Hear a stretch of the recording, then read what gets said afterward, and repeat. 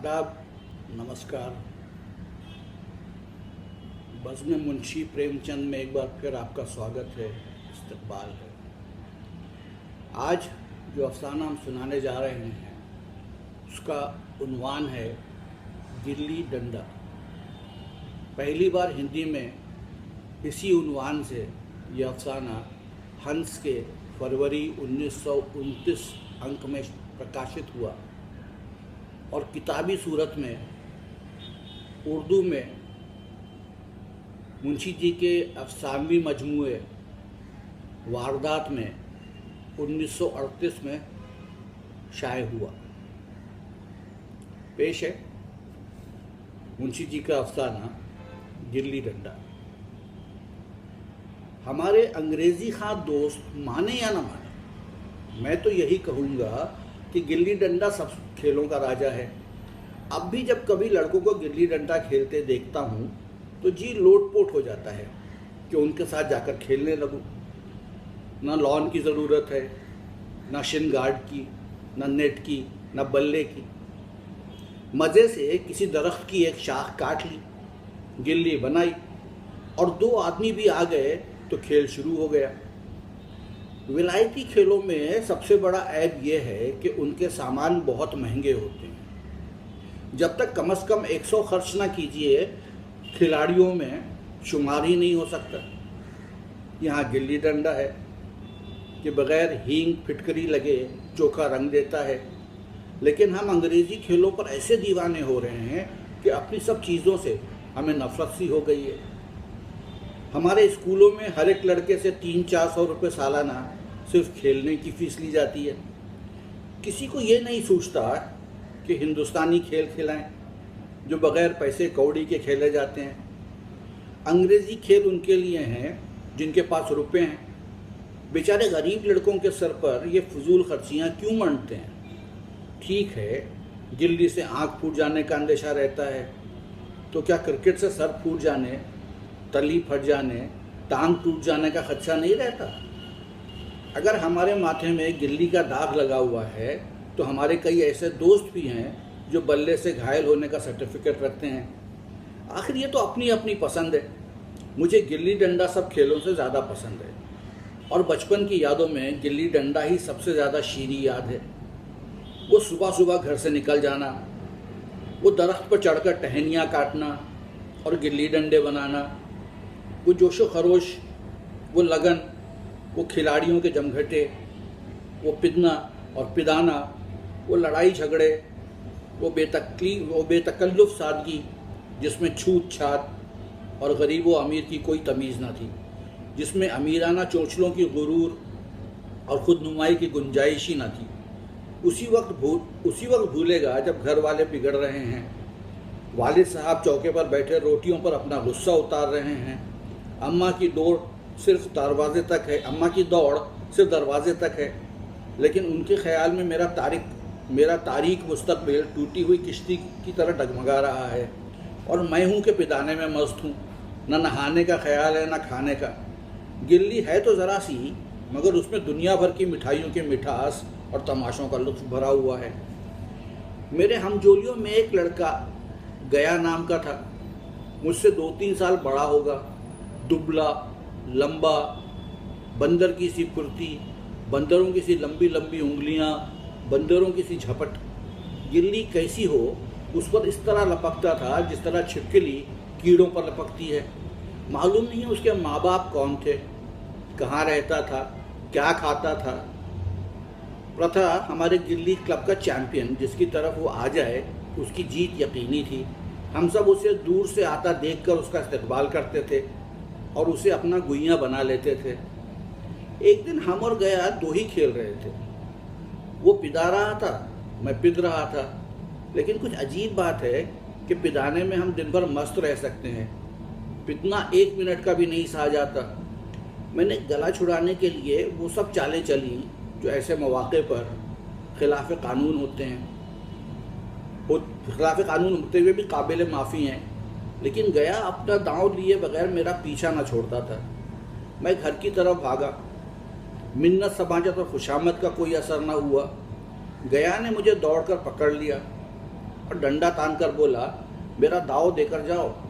पिदाया तो बहादुर बनकर, पिदने के वक्त क्यों भागे जाते हो?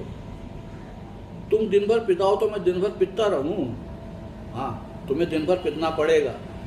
ना खाने जाऊं ना पीने जाऊं। हाँ, मेरा दाव दिए बगैर कहीं नहीं जा सकते। मैं तुम्हारा गुलाम हूँ। हाँ, तुम मेरे गुलाम हो। मैं घर जाता हूँ, देखो तुम मेरा क्या कर लेते हो। घर कैसे जाओगे? कोई दिल लगी है? दाव दिया है, दाव लेंगे। अच्छा, कल मैंने तुम्हें अमरूद खिलाया था, वो रख दो। वो पेट में चला गया। निकालो पेट से। तुमने क्यों खाया मेरा अमरूद? अमरूद तुमने दिया, तब मैंने खाया। मैं तुमसे मांगने ना गया था। जब तक मेरा अमरूद ना दोगे मैं दाव ना दूंगा। मैं समझता था इंसाफ मेरी तरफ है। आखिर मैंने किसी गरज के लिए ही इसे अमरूद खिलाया होगा। कौन किसी के साथ बेगरजाना सलूक करता है? भीख तक तो गर्ज के लिए ही देते हैं। जब गया ने मेरा अमरूद खाया तो फिर उसे मुझसे दांव लेने का क्या हक हासिल है? रिश्वत देकर तो लोग खून छुपा जाते हैं। वो मेरा अमरूद यूं ही हजम कर जाएगा?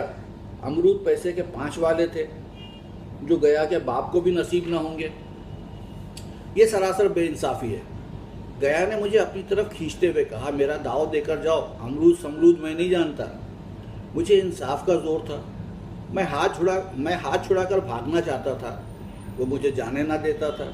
मैंने गाली दी, उसने उससे भी सख्त गाली दी, और गाली ही नहीं दी, एक चांटा जमा दिया। मैंने उसे दांत से काट लिया। उसने मेरी पीठ पर डंडा जमा दिया। मैं रोने लगा। गया मेरे इस हथियार का मुकाबला न कर सका, भागा। मैंने फौरन आंसू पोंछ डाले, डंडे की चोट भूल गया और हंसता हुआ घर पहुंचा। मैं थानेदार का लड़का एक नीच जात के लौंडे के हाथों पिट गया। ये मुझे उस वक्त भी बेइज्जती का बायस मालूम हुआ, लेकिन घर में किसी से शिकायत नहीं की। उन्हीं दिनों वालिद साहब का वहाँ से तबादला हो गया। नई दुनिया देखने की खुशी में ऐसा फूला कि अपने हमजोलियों से जुदा होने का बिल्कुल अफसोस न हुआ। वालिद साहब अफसोस करते थे, ये बड़ी आमदनी की जगह थी। अम्मा जी भी अफसोस करती थी, यहाँ पर सब चीज़ें सस्ती थीं और मोहल्ले की औरतों से लगाव सा हो गया था। लेकिन मैं मारे खुशी के फूलाना समाता था, लड़कों से शेखी बगाड़ता था। वहाँ ऐसे घर थोड़े ही हैं, ऐसे ऐसे ऊंचे मकान है कि आसमान से बातें करते हैं। वहाँ के अंग्रेजी स्कूल में कोई मास्टर लड़कों को पीटे तो कैद हो जाए। मेरे दोस्तों की हैरत से फैली हुई आंखें हैं और ताज्जुब भरे चेहरे साफ बतला रहे थे कि मैं उनकी निगाह में कितना ऊंचा उठ गया हूँ। बच्चों में झूठ को सच बना लेने की वो ताकत होती है जिसे हम जो सच को झूठ बना देते हैं, नहीं समझ सकते। दोस्त कह रहे थे, तुम खुशकिस्मत हो भाई, जाओ, हमें तो इसी गांव में जीना भी है और मरना भी। 20 साल गुजर गए। मैंने इंजीनियरिंग पास की और किसी ज़िले का दौरा करता हुआ उसी कस्बे में पहुंचा और डाक बंगले में ठहरा। उस जगह को देखते ही इस कदर दिलकश और शीरी यादें ताज़ा हो उठी कि मैंने छड़ी उठाई और कस्बे की सैर को निकला। आंखें किसी प्यासे मुसाफिर की तरह बचपन के उन मकामात को देखने के लिए बेताब थी, जिनके साथ कितनी ही यादगारें वाबस्ता थी। लेकिन उस मानूस नाम के अलावा वहाँ कोई शनासा न मिला। जहाँ खंडर थे वहाँ पक्के मकानात खड़े थे, जहाँ बरगद का पुराना दरख्त था वहाँ अब एक खूबसूरत बागीचा था। उस जगह की काया पलट हो गई थी। अगर उसके नामो निशान का इल्म न होता तो मैं उसे पहचान भी न सकता। वो पुरानी यादगारें बाहें फैला फैला कर अपने पुराने दोस्तों के गले लिपटने के लिए बेकरार हो रही थी, मगर वो दुनिया बदल गई थी।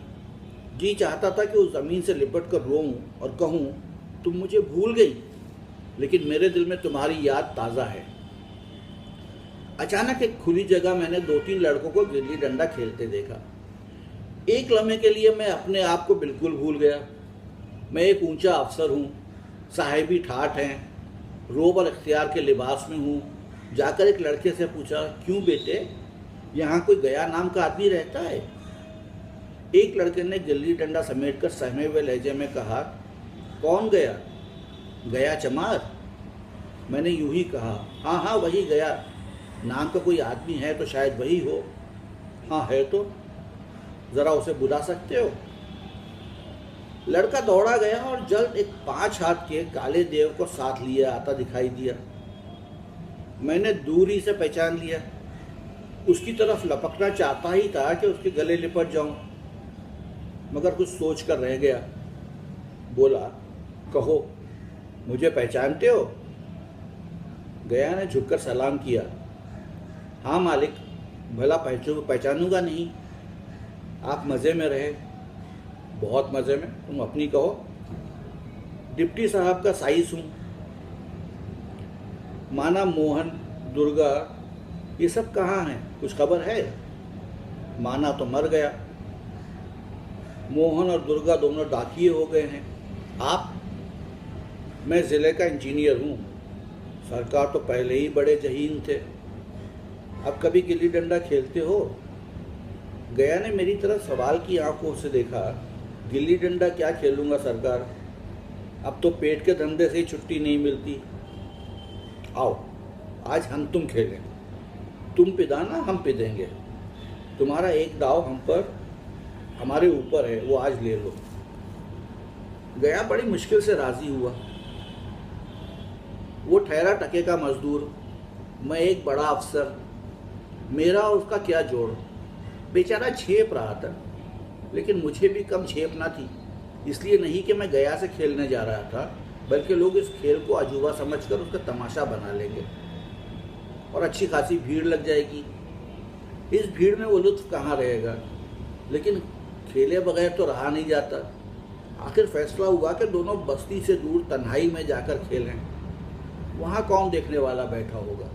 मज़े से खेलेंगे और बचपन की उस मिठाई को खूब मज़े ले लेकर खाएंगे। मैं गया को लेकर डाक बंगले पर आया और मोटर में बैठकर दोनों मैदान की तरफ चले। साथ एक कुल्हाड़ी ले ली। मैं मतानत के साथ ये सब कुछ कर रहा था, मगर गया अभी तक मजाक समझ रहा था।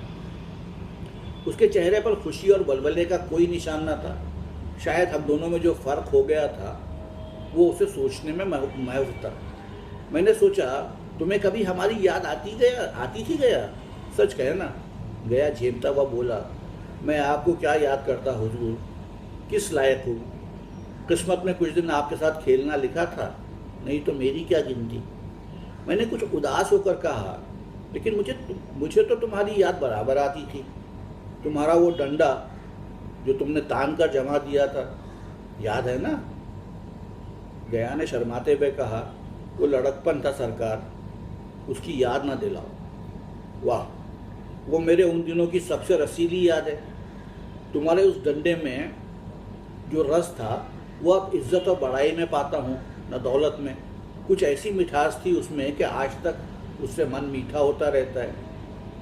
इतनी देर में हम बस्ती से कोई 3 मील निकल आए थे। चारों तरफ सन्नाटा था। मगरिब की तरफ कोसों तक भीमताल फैला हुआ था, जहाँ आकर किसी वक्त हम कमल के फूल तोड़ने जाते थे और उसके झुमके बनाकर कानों में डाल लेते थे। जून की शाम केसर में डूबी चली आ रही है। मैं लपक कर एक दरख्त पर चढ़ गया और एक शाख काट लाया। झटपट गिल्ली डंडा बन गया। खेल शुरू हो गया। मैंने राब में गिल्ली रखकर उछाली। गया के सामने से निकल गई। उसने हाथ लपकाया जैसे मछली पकड़ रहा हो। गिल्ली उसके पीछे जा गिरी। ये वही गया था जिसके हाथों में गिल्ली जैसे आप ही आप जाकर बैठ जाती थी। वो अपने दाएं बाएं कहीं हो, गिल्ली उसकी हथेली में ही पहुंचती थी, जैसे गिल्लियों पर उसने जादू करके उन्हें बस में कर लिया हो। नई गिल्ली, पुरानी गिल्ली, छोटी गिल्ली, बड़ी गिल्ली, नोकदार गिल्ली, सभी उससे हिल जाती थी। गोया उसके हाथ में कोई मिकनातीसी ताकत है जो गिल्लियों को खींच लेती है। लेकिन आज गिल्ली को उससे वो मोहब्बत नहीं रही। फिर तो मैंने पिदाना शुरू किया। मैं तरह तरह के फरेब कर रहा था। मश्क की कमी बेईमानी से पूरी कर रहा था। दाव पूरा होने पर भी मैं खेले जाता था। हालांकि कायदे के मुताबिक गया की बारी आनी चाहिए थी। गिल्ली पर हल्की चोट पड़ती और वो ज़रा ही दूर पर गिर पड़ती तो मैं लपक कर उसे खुद ही उठा लाता और दोबारा टन लगाता। ये सारी बेकायदगियाँ देख रहा था मगर ना बोलता था, गोया उसे वो तमाम कायदे कानून भूल गए हों। उसका निशाना कितना बेखता था। गिल्ली उसके हाथ से निकलकर टन से डंडे में आकर लगती थी। उसके हाथ से छूट कर उसका काम था डंडे से टकरा जाना। लेकिन आज वो गिल्ली डंडे में लगती ही नहीं। कभी दहाने जाती है, कभी बाएं, कभी आगे, कभी पीछे। आध घंटा बिताने के बाद एक बार गिल्ली डंडे में आ लगी। मैंने धांधली की, गिल्ली डंडे में नहीं लगी। पास से गई है लेकिन लगी नहीं। गया ने किसी किस्म की नाराजगी का इजहार ना किया। ना लगी होगी, डंडे में लगती तो क्या मैं बेईमानी करता? नहीं भैया, तुम भला बेईमानी करोगे? बचपन में मजाल थी कि मैं ऐसा घपला करके जीता बचता। यही गया मेरी गर्दन पर चढ़ बैठता। लेकिन आज मैं उसे कितनी आसानी से धोखे दिए चला जाता था। गधा है, सारी बातें भूल गया। अचानक गिल्ली डंडे में लगी और इतने ज़ोर से लगी जैसे बंदूक छूटी हो। उस सबूत के मुकाबले अब किसी तरह का फरेब चलने का मुझे उस वक्त हौसला भी ना हो सका। लेकिन क्यों ना एक बार सच को झूठ बनाने की कोशिश करूं? मेरा हर्जी क्या है? मान गया, वाह वाह, वरना 2-4 हाथ पिदना ही तो पड़ेगा। अंधेरे का बहाना करके गला छुड़ा लूँगा, फिर कौन दाव देने आता है। गया ने फातिहाना अंदाज से कहा, लग गई, टन से बोली। मैंने अनजान बनने की कोशिश करते हुए कहा, तुमने लगते देखा? मैंने तो नहीं देखा। टन से बोली है सरकार, और जो किसी ईंट में लग गई हो। मेरे मुंह से ये फिक्रा उस वक्त कैसे निकल गया, इस पर मुझे खुद हैरत हुई। इस सच्चाई का झुटलाना ऐसा ही था जैसे दिन को रात बताना। हम दोनों ने गिल्ली डंडे में जोर से लगते देखा था, लेकिन गया ने मेरा कहना मान लिया। हाँ सरकार, किसी ईंट से लगी होगी। डंडे में लगती तो इतनी आवाज़ ना आती। मैंने फिर पिटाना शुरू किया, लेकिन इस कदर साफ और सरी धोखा देने के बाद गया की सादगी पर मुझे रहम आने लगा। इसलिए जब तीसरी बार गिल्ली डंडे में लगी तो मैंने बड़ी फराख दिली से दाव देना तय कर लिया। गया ने कहा, अब तो अंधेरा हो गया है भैया, कल पर रखो। मैंने सोचा कल बहुत सा वक्त होगा, न जाने कितनी देर पिदाए, इसलिए उसी वक्त मामला साफ कर लेना अच्छा होगा। नहीं, अभी बहुत उजाला है, तुम अपना दाव ले लो, गिल्ली सूझेगी नहीं, कुछ परवाह नहीं। गया ने पिदाना शुरू किया, लेकिन अब उसे बिल्कुल मश्क न थी। उसने 2 बार टल किया, 2 बार टल लगाने का इरादा किया, लेकिन दोनों ही बार चूक गया। 1 मिनट से कम में वो अपना दाव पूरा कर चुका। बेचारा घंटा भर पिदा, लेकिन 1 मिनट में ही दाव खो बैठा। मैंने अपनी दिल की वुसअत का सबूत दिया, एक दाव और ले लो, तुम तो पहले ही हाथ में हिंच गए। नहीं भैया, अब अंधेरा हो गया। तुम्हारी मश्क छूट गई है क्या? कभी खेलते नहीं हो? खेलने का वक्त ही कहाँ मिलता है भैया।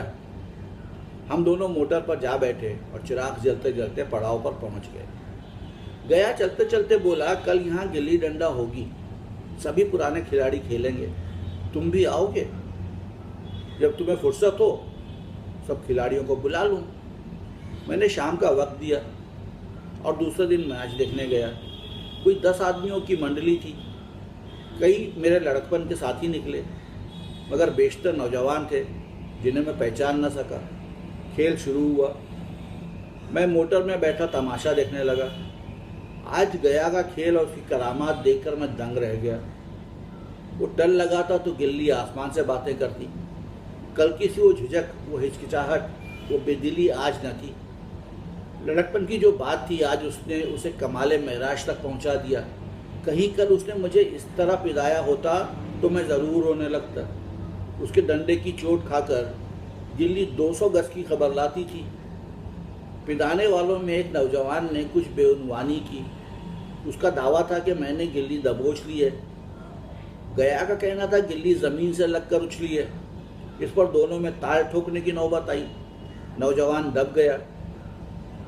गया का तमतमाया हुआ चेहरा देखकर वो डर गया। मैं खेल में न था, मगर दूसरों के इस खेल में मुझे वही लड़कपन का लुत्फ आ रहा था जब हम सब कुछ भूल कर खेल में मस्त हो जाते थे। अब मुझे मालूम हुआ कि गया कल मेरे साथ खेला नहीं, सिर्फ खेलने का बहाना किया। उसने मुझे काबिल रहम समझा। मैंने धांधली की, बेईमानियाँ की, उसे ज़रा भी गुस्सा ना आया, इसलिए कि वो खेल ना रहा था, मुझे खिला रहा था। मेरा जी दुख रहा था, वो पिलाकर मेरा कचूमर निकालना नहीं चाहता था। मैं अब अफसर हूँ, ये अफसरी मेरे और उसके दरमियान अब दीवार बन गई है। मैं अब उसका लिहाज पा सकता हूँ, अदब पा सकता हूँ, लेकिन उसका हमजोली नहीं बन सकता। लड़कपन था तब मैं उसका साथी था, हम में कोई भेद न था। ये ओहदा पाकर अब मैं उसके रहम के काबिल हूँ। वो अब मुझे अपना जोड़ नहीं समझता। वो बड़ा हो गया है, मैं छोटा हो गया हूँ। और इस तरह खत्म हुई कहानी गिल्ली डंडा।